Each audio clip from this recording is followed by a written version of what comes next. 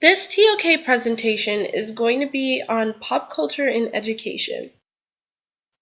Now, the real-life situation that is taken is a course on Beyoncé and Rihanna called Beyoncé Feminism, Rihanna Womanism.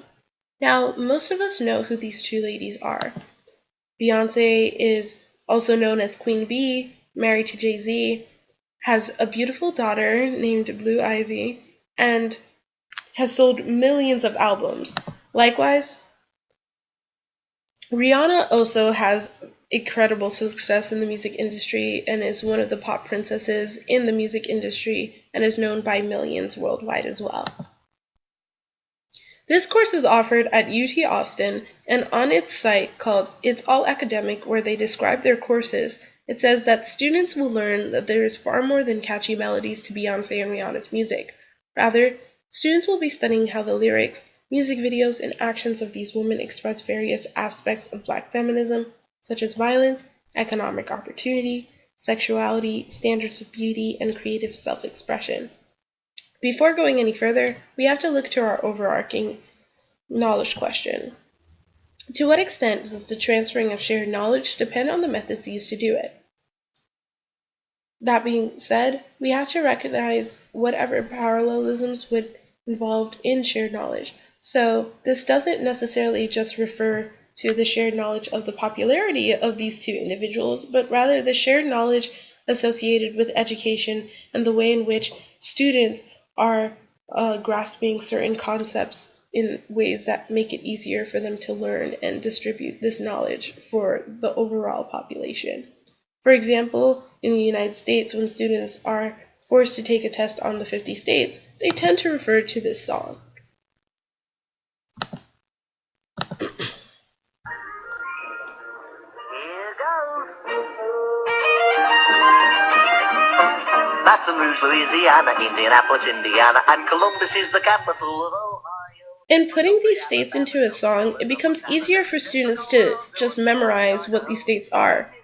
As a result, they're more likely to pass their tests simply because of the influence that music has on a lot of different individuals. It makes it easier to grasp concepts and memorize all of these states.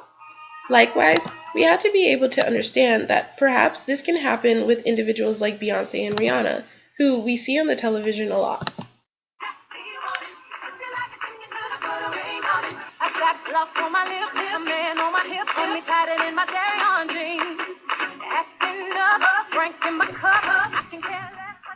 In this mashup of Beyoncé and Rihanna, we see the way in which they use their performances in order to get their message across, whether it's about being a single lady or telling the DJ not to stop playing music. They find ways in which they can move crowds and get people to really get on their feet and keep moving. They also appear extremely hypersexualized. Now, in this context, hypersexualization isn't necessarily always a bad thing, because this course is aiming to reclaim Black feminine sexuality and ways in which they manifest themselves in the real world, not only in the music industry, but in the ways in which they express themselves as women.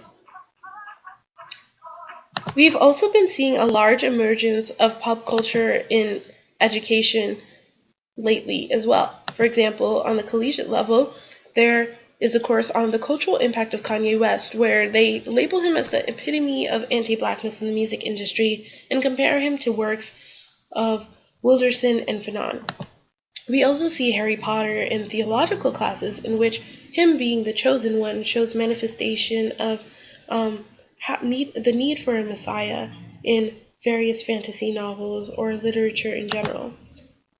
Lady Gaga is also used as a symbol and as a core for classes on sexuality and gender studies, because Mother Monster tends to be a large speaker and activist for the LGBTQ community and constantly challenges society's definitions and norms of what it means to be male, female, or what exactly sexuality is supposed to encompass. And we also see many manifestations once again. Now, what exactly is pop culture?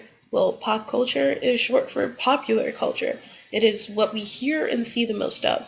This can take form in entertainment, where we see entertainers on stage, such as Beyoncé, Rihanna, Kanye, Lady Gaga, etc., or it could take place in leisure, like what we read or the shows that we watch, such as Harry Potter or Star Trek.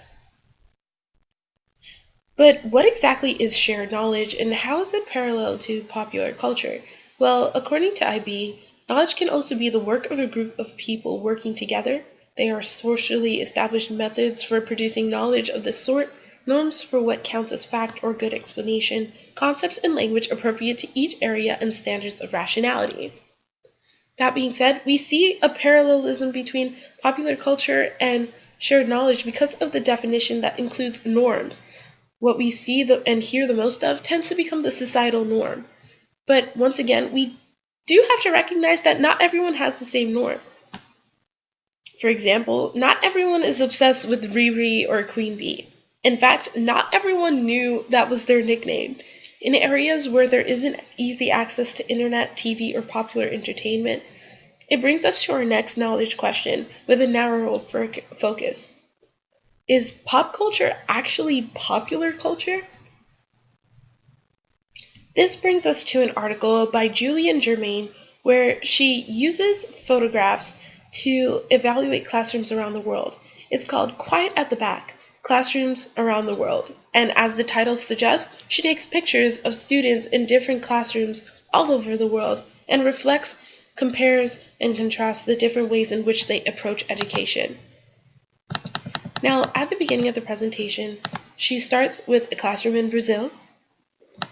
She then goes into Germany, Yemen, St. Louis, Missouri, the Netherlands,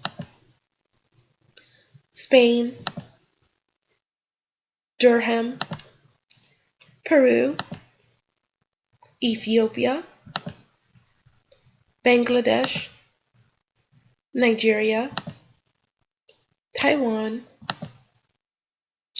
Old Havana, Cuba, Qatar, and Russia. Now, as we quickly flip through the photographs, we see that there are different manifestations and different ways in which students orient themselves in the classroom. In this particular example, in Russia, the classroom is very business focused. Their uniforms include business outfits as if they were going to a meeting the very next minute. So in this particular instance, incorporating Beyonce and Rihanna in a course wouldn't necessarily be helpful because in a business meeting, you're not really expecting to see a picture or a video of Beyonce or Rihanna twerking in order to get your message across. That's simply not the time and place for what exactly they're trying to do. In that regard, education wouldn't necessarily be easier to grasp because of pop culture, simply because it's not the right time or place. We also have to take into account social location. In this example in Taiwan, she talks about the way in which they have a big emphasis on physical health. For example, students are encouraged to take 30-minute naps and then are encouraged to go outside for a breath of fresh air before they continue their lessons in the day. Here, they understand that education is not something that is easily grasped simply by forcing students to learn what is taught, or even making it easier simply by showing what they commonly see on the television, but they recognize it as a physical thing. In order for your mind to be completely open, your body has to be relaxed and completely immersed in the education that's going to follow. Their orientation towards education is not one that is oriented towards popular culture, but one that is oriented towards a complete unison between mind and body.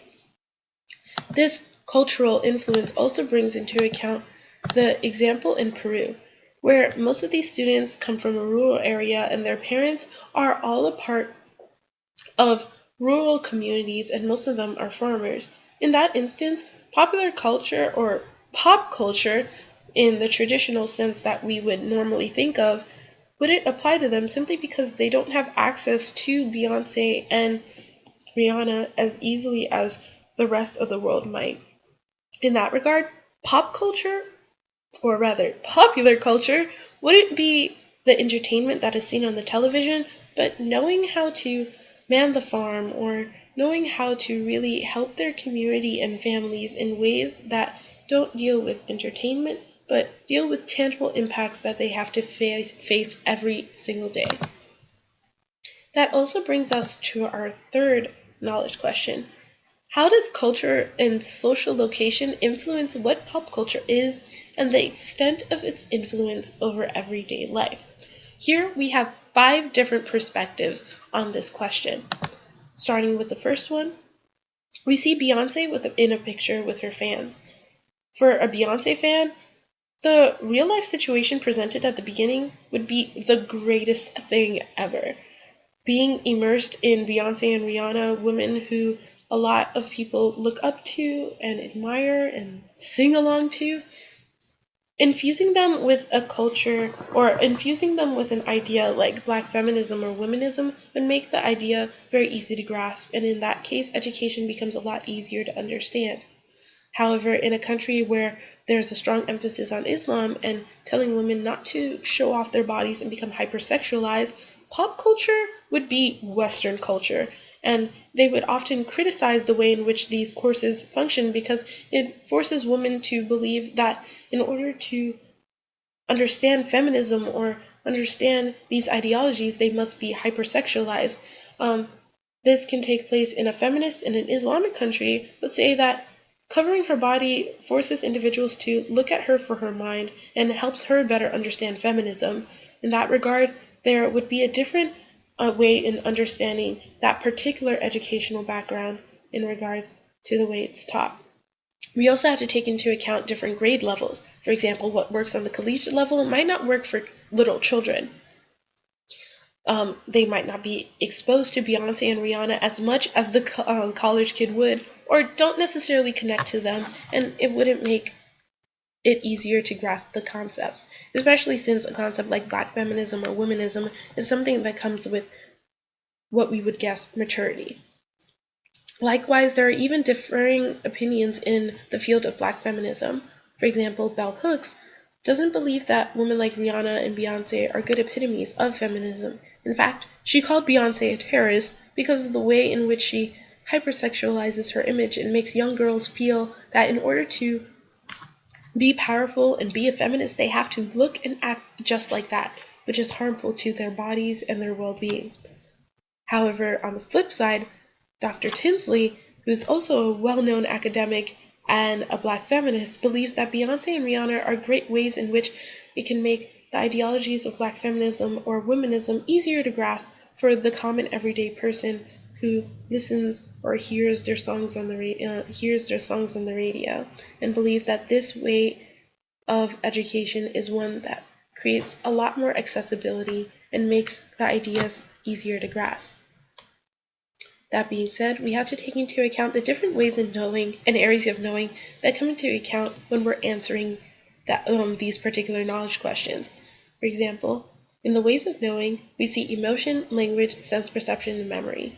The emotion comes from the feelings that we feel when we see Beyonce and Rihanna, whether we feel entertained, happy, angered, etc. All depends on what we associate with their being. We also have to take into account language.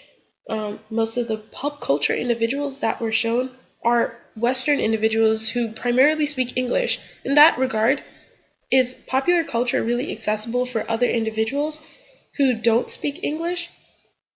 We also have to take into account sense perception and whether we believe that these women are good epitomes of feminism because of the way in which they look and whether they conform to beauty standards or not. And the memory is important, particularly in form of education, because it deals with the way in which these images make it easier for individuals to grasp these concepts. The areas of knowing involved are the arts, because pop culture usually deals with entertainment and aesthetics, the human sciences, which deals with the psychological aspect of these women, and the religious knowledge systems, for example, Islamic countries who would not like these women as a core in a classroom, and indigenous knowledge systems where the popular culture isn't seen in Beyonce and Rihanna, but rather what they have to deal with in their everyday life. So in conclusion, education needs to be flexible. My stance is one that says that education should be one that constantly elaborates and allows for different individuals to have different grasp on education. Beyonce and Rihanna shouldn't be the only way in which we understand feminism and womanism, but it's definitely an interesting idea to entertain and should be used. But it's definitely not for everyone and shouldn't be enforced. So, thanks for watching.